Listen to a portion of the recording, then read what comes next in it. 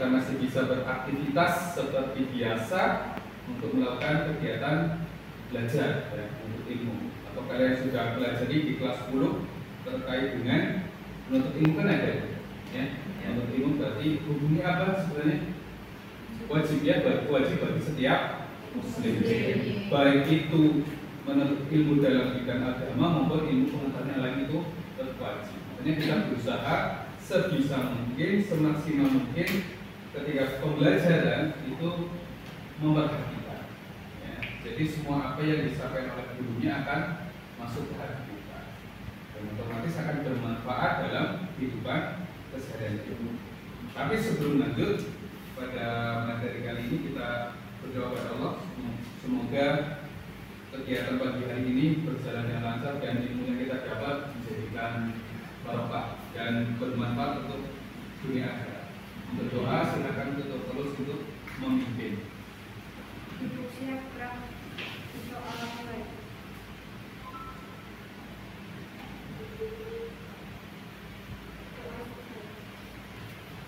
Baik, berdoa sudah, tinggal absensi ya. Ini yang semua enggak? Ya.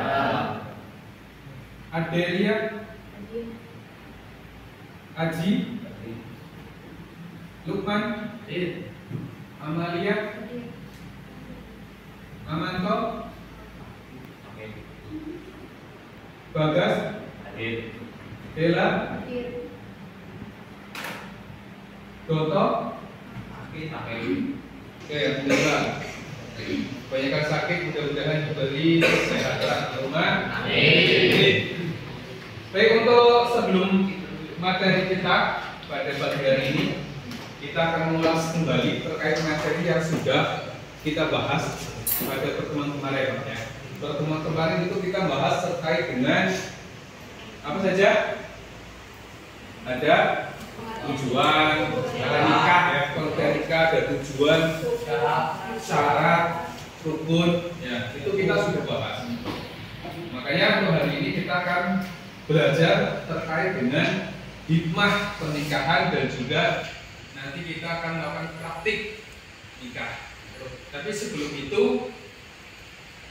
kita akan merefleksi ulang terkait dengan materi yang kita bahas di pertemuan sebelumnya. Ya. Pertemuan sebelumnya ada tujuan nikah.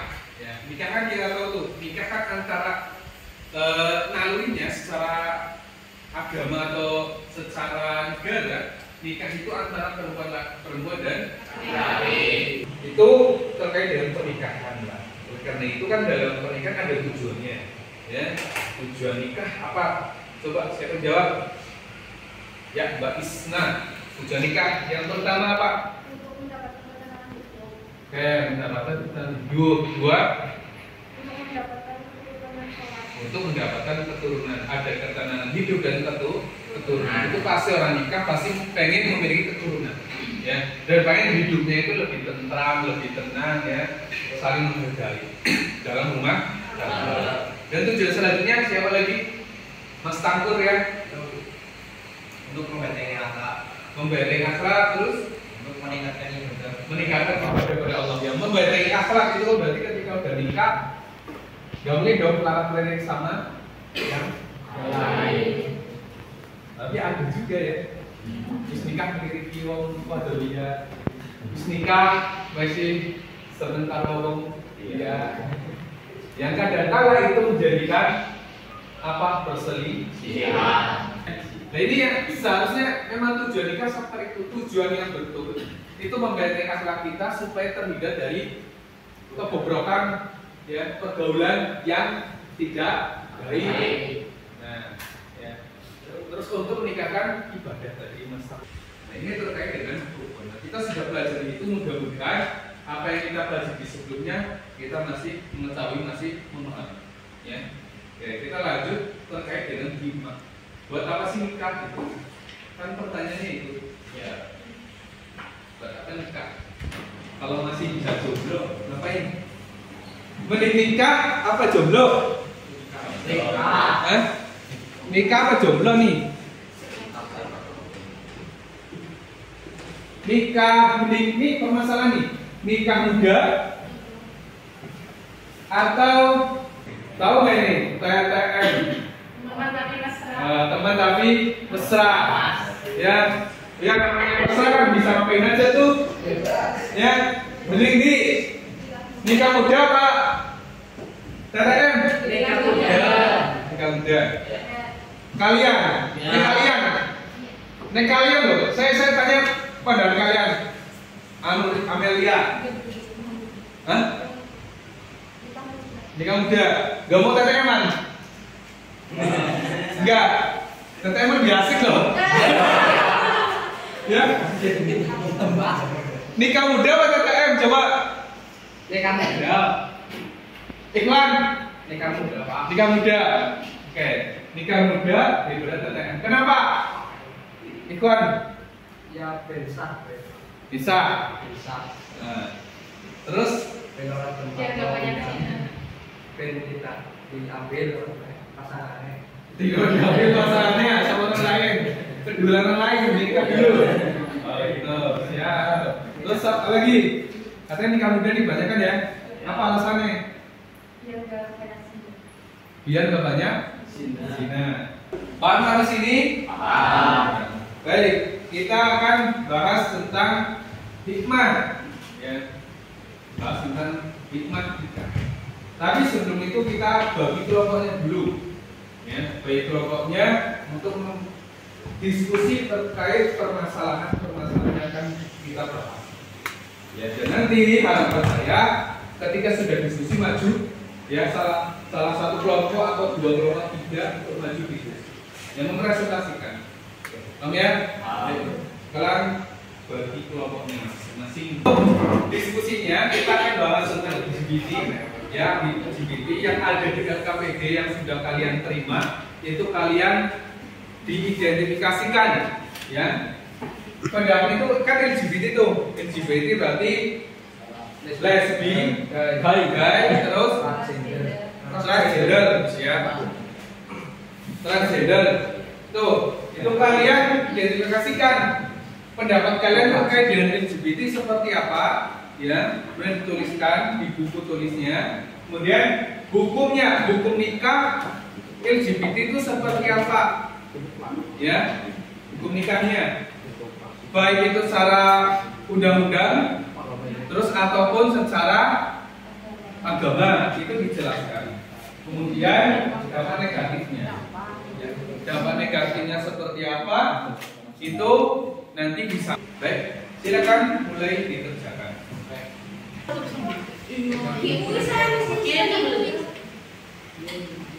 Kalau diskusi sudah, sekarang presentasi, ya. Kelompok pertama dulu. Dari kelompok pertama, kelompoknya Bagas ya. Nah, maju sini, mempresentasikan hasil diskusinya. Assalamualaikum warahmatullahi wabarakatuh. Waalaikumsalam warahmatullahi wabarakatuh. Kami dari kelompok 2 ingin mempresentasikan tentang LGBT secara umum tentang pelarangan LGBT menurut negara. Di pasal 292 KUHP menyatakan larangan terhadap orang dewasa. Adapun dalil yang mempertegas larangan LGBT yaitu siapa yang menjumpai orang yang melakukan perbuatan homo seperti kelakuan kaum belum maka bunuhlah pelaku dan objeknya. Hadis riwayat Ahmad dan Ditanyakan kepada peserta kelompok 2. Baik, Mas. Ini apa dilarangnya LGBT itu dijelaskan tadi sudah dijelaskan di undang-undang dan hadis. Pertanyaan saya, apakah dalam Al-Quran dijelaskan tentang adanya LGBT? Ada terdapat di dalam Quran surah An-Nahl ayat 54 sampai 58, Quran surah Al. Oke, cukup? Yang mau tutup? Sekian presentasi dari kami, kurang lebihnya mohon maaf. Terima kasih. Wassalamualaikum warahmatullahi wabarakatuh. Tepuk tangan lagi buat kita semuanya. Pernikahan LGBT, ya, pernikahan LGBT dilarang, ya, dalam undang-undang juga dilarang dan dalam Islam juga haram. Ya, kalau undang-undang menyatakan bahwa ketika seorang melakukan itu maka mendapatkan hukuman minimal berapa tahun? 5 tahun. 5 tahun penjara dua pelaku LGBT. Ya, kemudian kalau dalam Islam memang diharapkan apapun itu ya harus dijelaskan, dan dalam Quran surat An-Naml sudah dijelaskan. Jadi Quran dijelaskan, hadis dijelaskan, semuanya sudah jelas. Dan dia sudah jelas. Makanya kalau sudah dilarang, ya jangan mencoba. Ya, jangan penasaran. Ya, LGBT, lesbi, gay, transgender ini sangat jauh dari norma sosial maupun norma agama. Paham sampai sini? Baik. Kemudian selanjutnya kita akan mulai mempraktikkan, ya, nikah. Ya, berarti nanti ada mempelai laki-laki, ada mempelai perempuan, ada dua orang saksi, dan ada wali, ada ijab kabul. Semuanya ada hikmahnya nih. Oke. Tapi sebelum praktek, ya kita bahas dulu nih hikmah ngapain harus nikah gitu kan. Ngapain nikahnya laki-laki sama perempuan, boleh LGBT satu. Nih, dapat meningkatkan ibadah pada Allah sampai dari tujuan mereka. Ya semua apapun yang dilakukan setelah pernikahan itu akan menuju pada ibadah. Ya apapun itu, hal yang baik, ya hal yang baik itu akan meningkatkan ibadah kepada Allah dan dapat memperoleh ketenangan dan ketenangan jiwa. Ya, jadi ujung daripada pernikahan adalah menciptakan keluarga yang bahagia. Baik, paham? Ada yang menanyakan? Nah, oke. Berarti kita akan mudah. Membagi kelompok yang bertugas untuk melakukan praktek ini. Ya, ada siapa kemarin? Mas Bagas, Mas Sabrina, Mas Rahman, Mas Wahidin, saksi Irfan dan Mas Edi. Ya. Oke, mari kita mulai praktek pernikahannya. Tadi kita sudah bahas tentang hikmah pernikahan dalam Islam. Mudah-mudahan kita nanti kalian ya, kalau menikah, kalau nanti sudah berumah tangga, bahagia sesuai dengan syariat Islam. Ya. Amin. Untuk kali ini ya, kita akan mempraktikkan terkait dari pernikahan, praktek ijab kabul, ya. Dan ini sudah ada nih dari teman-teman kalian yang simulasi. Ini bukan beneran ya. Binnya juga bukan. Rukunnya harus ada 5. Ada pertama pria sudah ada, perempuan sudah, dan 2 orang saksi sudah, sama wali nikahnya. Sudah. Ini bapak penghulu. Dan ini tugasnya bapak penghulu mencatat ya pernikahan. Bisa kok penghulu jadi wali. Bisa jika memang dari wali mempelai perempuan tidak bisa hadir, atau mungkin sudah almarhum atau sudah yang di bawahnya sudah ada, ini berarti boleh wali dari penghulu, namanya wali hakim. Bismillahirrahmanirrahim. Alhamdulillahirrahmanirrahim. Hari ini Selasa 15 November 2022 akan dilaksanakan akad nikah yang dilaksanakan Ananda Bagas Bekasi Fasad bin Jamaluddin dan Sahrina Dewi Anista binti Wahyudin, dan juga sudah didatangkan 2 wali dan 2 para saksi dan wali dan juga para hadirin semua. Bagaimana Bagas, sudah siap? Silang. Bismillahirrahmanirrahim. Saya nikahkan dan saya kawinkan engkau Ananda Bagas Bekari Syafat binti Jamaluddin dengan anak saya Sahrina Dewi Anista binti Wahyudin dengan mas kawin emas berat 5 gram dibayar tunai. Saya terima nikahnya dan kawinnya Sahrina Dewi Anista binti Wahyudin dengan mahar tersebut dibayar tunai. Gimana Pak Saksi? Alhamdulillah. Barka ilaika jannah umma fi khair Allahumma inni as'aluka min khairi wa khairi dan ma taha alaihi A'udzu billahi min syarriha pada syarriha jamal talaga alai al-fatihah.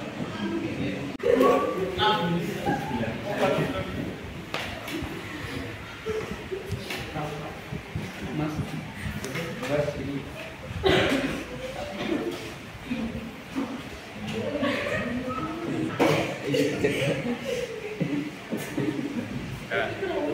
Tanda tangan, tanda tangan.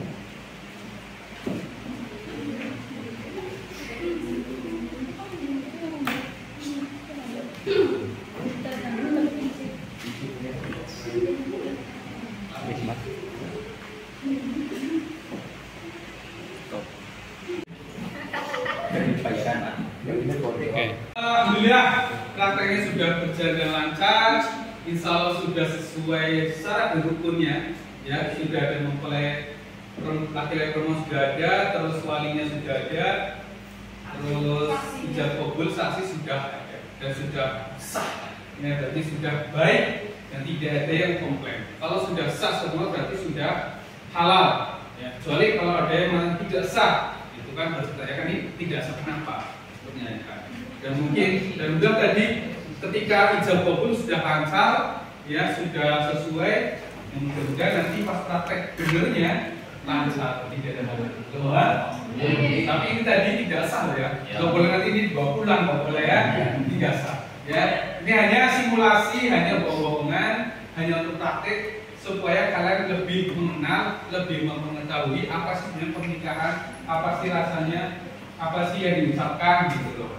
Penghulu ngapain, saksi ngapain, ya terus mempelai pria itu ucapannya apa tadi sudah kita bahas ya. Mudah-mudahan itu menjadikan kita ya kalian remaja memikirkan itu nikah mending nikah daripada zina.